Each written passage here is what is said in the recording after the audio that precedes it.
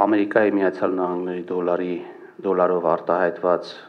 պարտքը կազմում է 13 միլիարդ 581 միլիոն դրամ։ Հայաստանի նոր, նախորդից շատ ավելի բարձր 7.1%-ով վերցրած պարտքի առաջին մանրամասներն են հայտնի։ Մարտին ֆինանսների նախարարությունը տեղեկացրել էր, Հայաստանը 750 միլիոն դոլարի եվրապարտատոմսեր է թողարկել։ Նախարար Վահե Հովհաննիսյանը միայն հիմա է փակագծեր բացում։ Ովքեր են պարտք տվել։ Ներդրումների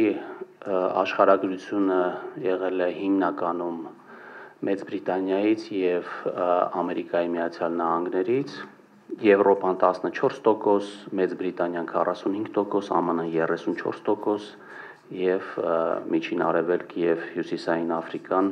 5%։ Հայաստանը վերջին անգամ 2021-ին էր եվրապարտատոմսեր թողարկել, շատ ավելի ցածր 3.87%-ով։ Ինչու է նոր պարտքի տոկոսն այսքան բարձր։ Ըստ գերատեսչության ղեկավարի միջազգային շուկան է փոխվել։ Եվրաբոնդերի դեպքում ուղենիշը ամերիկյան պարտատոմսերն են, որոնց հիման վրա էլ հաշվարկվում են տոկոսադրույքները։ Պարզ ասած, ԱՄՆ 10 տարի ժամկետով պարտատոմսերի տոկոսին X չափով ավելացում է լինում, հաշվի առնելով երկրի վարկանիշը։ Այս դեպքում գումարվել է եւս 2.8% եւ ստացվել ընդհանուր 7.1։ Ունեցել ենք բավականին մեծ պահանջարկ, որը գրեթե 3 անգամ ավելի մեծ է եղել, քան այն ծավալը, որը մենք թողարկել ենք, որը նույնպես հատկանշական է։ Իհարկե, նոմինալ առումով տոկոսադրույքը բավականին բարձր է, որովհետև շուկայում տոկոսադրույքները վերջի տարիներին էականորեն բարձրացել են։ Այս ամենը սակայն ենթադրում է, որ նախորդ 4 տարիներին չնայած աննախադեպ ֆինանսական մուտքերին, տնտեսական աճին ու հարկային եկամուտների ավելացմանը, Հայաստանի նկատմամբ վստահությունը էապես չի ավելացել։ Միջազգային ներդրողները Հայաստանը գնահատել են այնպես, ինչպես 2021-ին։ Ինչու այս մասով փոփոխություն չկա, հարցրինք նախարարին, որն այսօր պարտքի թեմայով ասուլիս էր հրավիրել։ Իրականում պատճառները այդքան գծային չեն,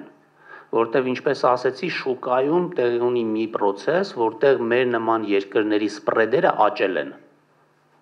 Այսինքն մյուսներին աճել են, մերը չի աճել։ Նախարարն ասաց, այս հարցը հուզել է նաև նոր պարտատերերին։ Վահե Հովհաննիսյանի կարծիքով Ադրբեջանի հետ խաղաղության պայմանագրի ստորագրումը կարող է բարելավել Հայաստանի վարկանիշը։ Մեզ բոլորը հարցնում էին, իսկ ինչի է ձեր ռեյտինգը BB-, եթե այսքան ամեն ինչ լավ է։ Եվ մեր կարծիքով միակ պատճառը, որը մեր ռեյտինգը այդպիսին է, դա աշխարհաքաղաքական իրավիճակն է, որը տեղի ունի, եւ ես բոլորին ասում եի այն մասին, որ երբ որ խաղաղության պայմանագիրը մենք ստորագրենք եւ այս իրավիճակը կլուծվի, մենք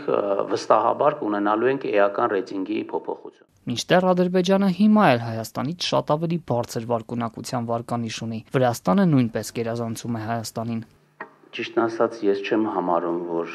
ես կոռուպցիոն սկանդալում եմ հայտնվել։ Ֆինանսների նախարարն այսօր անդրադարձավ նաև մի խումբ փաստաբանների հայտարարությանը, թե ինքը պաշտոն ստանձնելու օրը անտոկոս փոխառնություն է ստացել, ընկերություն գնելու, հետո էլ իր բաժնեմասերը մորեղբորը վաճառել։ Այդ ընկերությունը պետական օժանդակությունից է օգտվել, ստանալով 1.8 միլիարդ դրամի մաքսատուրքի արտոնություն։ Ստանձնեցի այդ պաշտոնը, երբ որ արդեն պարզ էր, որ ես այլևս այդ գործունեությամբ չեմ կարող զբաղվել, ուղղակի այդ պարտքը եւ այդ ընկերությունը ես փոխանցեցի երրորդ անձի։ Պատմությունն ուսումնասիրած փաստաբանները պնդում են, իրավապահները պետք է քննեն այս փաստերը։ Վերաքննիչ դատարանն էլ իր հերթին որոշել է, պետք է քրեական վարույթ նախաձեռնել։ Նախարարն ասաց, իրավապահների կողմից ինքը մինչ այս պահը որևէ հրավեր չի ստացել, բայց կոռուպցիայի կանխարգելման հանձնաժողովում է պարզաբանումներ ներկայացրել։ Ինձնից պահանջվել են որոշակի պարզաբանումներ, ես տրամադրել եմ ամեն ինչ, ինչ որ հնարավոր էր, այսինքն այդ թվում նաև իմ հաշիվների քաղվածքը, ես ինչ եկամուտներ եմ ունեցել, ինչ ուղղություններով եմ այդ ծախսումները արել։ Դատախազությունից տեղեկացրել էին, բողոքարկելու են վերաքննիչի քրեական վարույթ նախաձեռնելու վերաբերյալ որոշումը, այսինքն դատախազությունում ՔՊԱ-ական նախարարի դեմ քրեական վարույթ հարուցելուն դեմ են։